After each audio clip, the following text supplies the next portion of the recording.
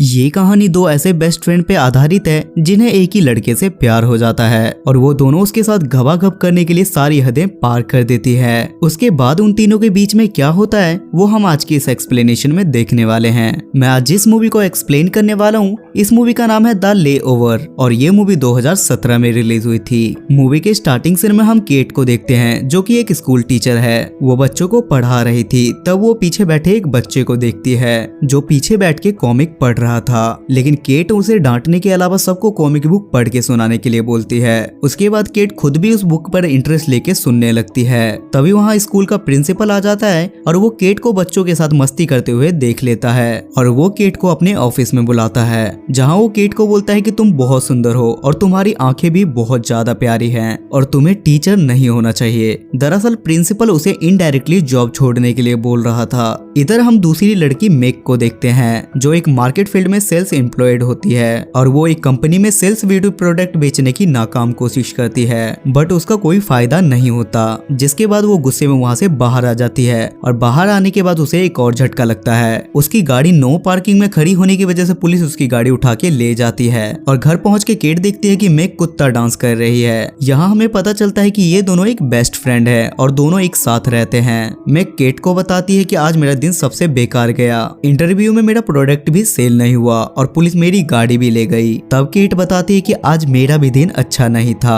और मुझे स्कूल से निकाल दिया गया है। उसके बाद मेक केट को सुबह जल्दी उठाती है और उससे बोलती है कि हमें अपना स्ट्रेस कम करने के लिए कहीं घूमने जाना चाहिए, जिस पर केट बोलती है कि हम इसके बारे में बाद में बात करेंगे। पर मेक बोलती है कि मैंने ऑलरेडी फ्लाइट की टिकट बुक कर दी है और अब से 3 घंटे बाद हमारी फ्लाइट है, जिसकी वजह से केट को ना चाहते हुए भी वहाँ से जाना पड़ता है। एयरपोर्ट पहुँच के ये लोग देखते हैं कि वहाँ बहुत लंबी लाइन लगी हुई है जिससे इन्हें लगता है कि अगर ये लोग लाइन में रुके तो इनकी फ्लाइट मिस हो जाएगी। उसके बाद मेक वहाँ से जल्दी निकलने के लिए एक स्टाफ से नैन मटक्का करने लगती है और वो स्टाफ मेक की बातों में आके उसे पहले निकाल देता है और ये दोनों फ्लाइट में अपनी सीट पर बैठ के चैन की सांस लेते हैं। लेकिन उन दोनों की बीच वाली सीट किसी रायन नाम के आदमी की थी और वो वहाँ किसी राजा की तरह उन दोनों के बीच में आके बैठ जाता है और दोनों रानियां भी उससे मजे लेने लगती है। जहाँ रायन उनसे बोलता है कि मैं फ्लोरिडा में अपने फ्रेंड की शादी में जा रहा हूँ। उसके बाद उन्हें पता चलता है कि फ्लोरिडा में तेज तूफान और बारिश होने की वजह से प्लेन को सेंट लुइस में उतारना पड़ेगा।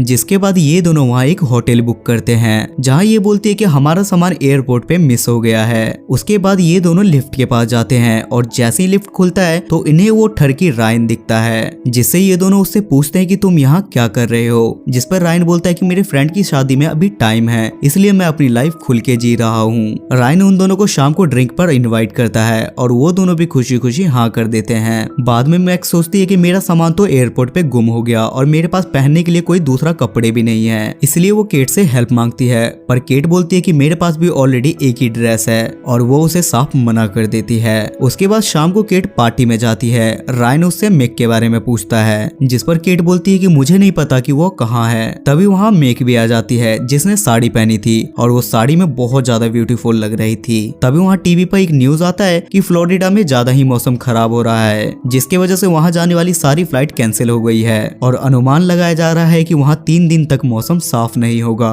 ये सुनकर रायन काफी दुखी होता है और उसे सुख देने की गारंटी ये दोनों ले लेते हैं। उसके बाद ये दोनों डांस कंपटीशन करने लगते हैं और डांस करते करते मेक का पल्लू नीचे सड़कने लगता है और सब लोग उसके मैंगो को देख लेते हैं और उसके बाद तीनों अपने कमरे में जाने लगते हैं। पर कमरे में जाने से पहले केट और मेक में बहस हो जाती है क्योंकि वो दोनों एक साथ रायन को पसंद करने लगे थे। अगले दिन मेक रायन के साथ हॉटर बलून पे एयर फ्लाई का प्लान बनाती है पर केट को ऊंचाइयों से डर लगता था। तब रायन बोलता है कि मैं और मेक वहाँ चले जाएंगे, लेकिन केट मेक को रायन के साथ अकेले जाने देना नहीं चाहती थी इसलिए वो भी उनके साथ जाती है। लेकिन ज्यादा ऊपर जाने के बाद केट काफी घबराने लगती है। तब रायन उसे अपनी बातों में लगा के शांत करता है। अगले दिन केट और मेक एक कॉफी शॉप पे बैठे थे जहाँ उन्हें पता चलता है कि रायन यहाँ से जा रहा है। तब वो दोनों रायन के पास पहुँचते हैं और उससे पूछते हैं कि तुम कहाँ जा रहे हो। रायन उनसे बोलता है कि मैं शादी में जा रहा हूँ। तब केट और मेक रायन को अपने साथ चलने के लिए बोलती है और वो भी उनके साथ चलने के लिए तैयार हो जाता है। उसके बाद वो लोग एक टैक्सी में बैठते हैं और उस टैक्सी ड्राइवर का नाम क्रेज था जिसे मेक बहुत ज्यादा पसंद आती है। पीछे मेक रायन के साथ मस्ती कर रही थी और उसके बाद वो उसके हाथों पे लोशन लगाने लगती है पर केट को ये सब कुछ बिल्कुल पसंद नहीं आता।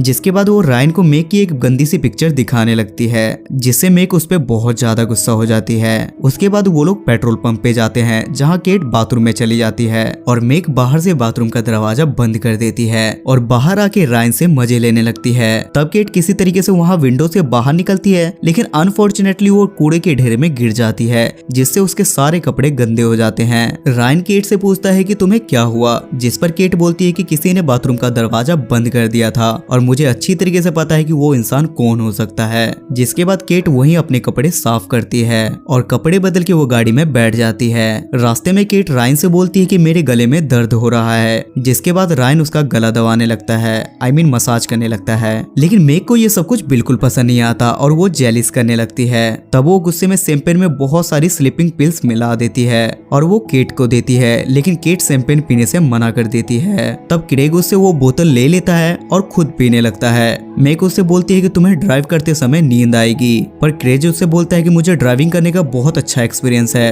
और मैं इससे पहले भी ड्रिंक करके ड्राइव कर चुका हूँ। उसके कुछ समय बाद रात हो जाती है और गाड़ी में सब लोग सो जाते हैं और इसी बीच क्रेज भी सो जाता है और वो रोड पे एक बोर्ड को उड़ा देता है, जिसके बाद उनकी आंखें खुलती है और वो एक होटल पे पहुंचते हैं। होटल के अंदर जाने से पहले केट उस बोतल को चेक करती है जहां उसे बहुत सारी स्लीपिंग पिल्स मिलती है, जिसे देखकर वो मेक पे बहुत ज्यादा गुस्सा होती है और गुस्से में वो अपना रूम अलग बुक करती है। उसके बाद मेक क्लब में बैठ के ड्रिंक करने लगती है और तभी वहाँ क्रेग आता है और कुछ देर बात करने के बाद वो वहाँ से चला जाता है। इधर हम केट को भी देखते हैं जिसे रायन ढूंढता हुआ उसके पास आता है और वो उससे बोलता है कि मैं तुम्हें कब से अकेला ढूंढ रहा था।